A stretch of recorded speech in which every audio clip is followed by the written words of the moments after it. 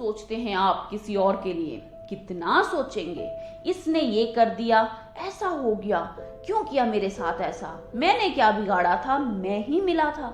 ये सारे सवाल सोचते ही रहते हैं, सोचते ही रहते हैं। दिन में तो सोचते ही हैं, रात को भी सोचते हैं। नींद को तो खराब करते ही हैं, शरीर को भी खराब करते हैं, किसी और के लिए खुद को खराब करते हैं। क्या मिलता है आपको? डिप्रेशन की दवाइयां। क्या कोई इतना अहम है जिसके लिए हम खुद को खराब कर रहे हैं? क्यों? किस लिए? क्या कोई भी हमारे खुद से ज्यादा हमारे लिए जरूरी हो सकता है? नहीं। अगर आप है ना तो ही आपके लिए सब है, सब कुछ है।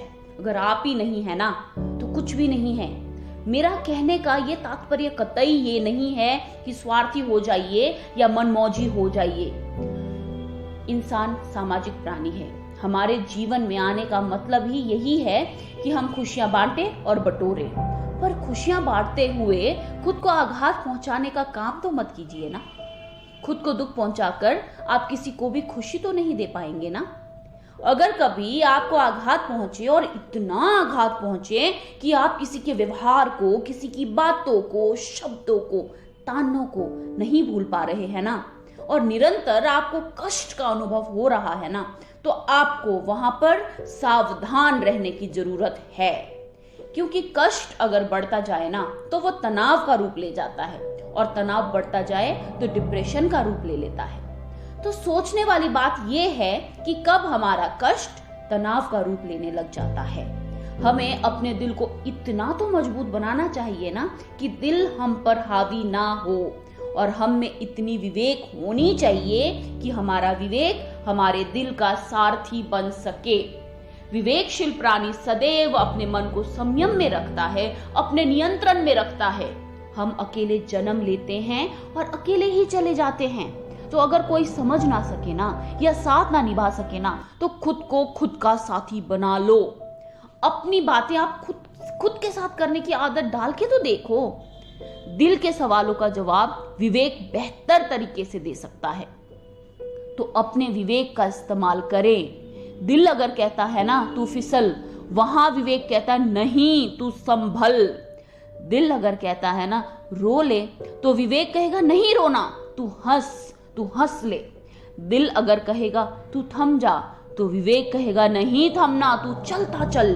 दिल अगर कहेगा पीछे मुड़, तो विवेक कहेगा नहीं मुड़ना, तू आगे चल। दिल और दिमाग, मन और विवेक, ये दोनों हमारे अंदर ही है। ये हमको तय करना है कि हम किसकी सुने। अगर आप किसी से निराश हो ना तो आपको कष्ट होगा। निराशा पैदा होती है उम्मीदों से, अपेक्षाओं से। कष्ट जब होगा तो आप चाहेंगे कि सामने वाला आपको समझे और सहानुभूति दे। सहानुभूति ना मिलने पर निराशा बढ़ती है, और वही निराशा क्रोध पर परिवर्तन हो जाता है। क्रोधी होने पर जिस पर आपको क्रोध आता है ना, वो आपको और आपकी अपेक्षाओं को समझने से विपरीत आपसे दूर भागने लग जाता है।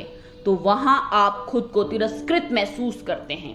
तिरस्कार आपको लेकर जाता है खोखलेपन पर, कि जिनके लिए आपने इतना कुछ किया उनके लिए आपका महत्व कुछ नहीं था।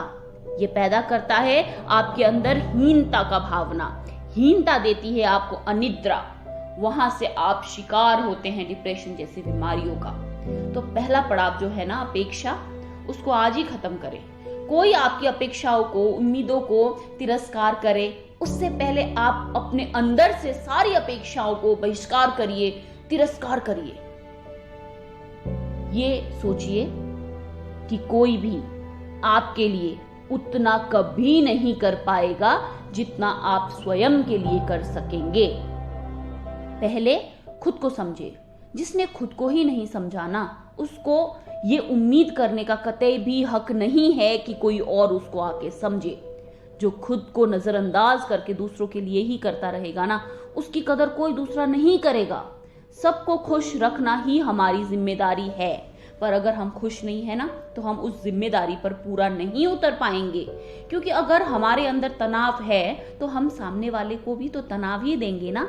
अगर हमारे पास खुशी है तो ही हम सबको खुशी देंगे ना। इसीलिए खुद को खुश रखिए ताकि आप सबको खुश रख सके। पहले खुद हंसिए ताकि सबको हंसा सके। खुशियां बांटने से पहले खुशियां बटोरिए।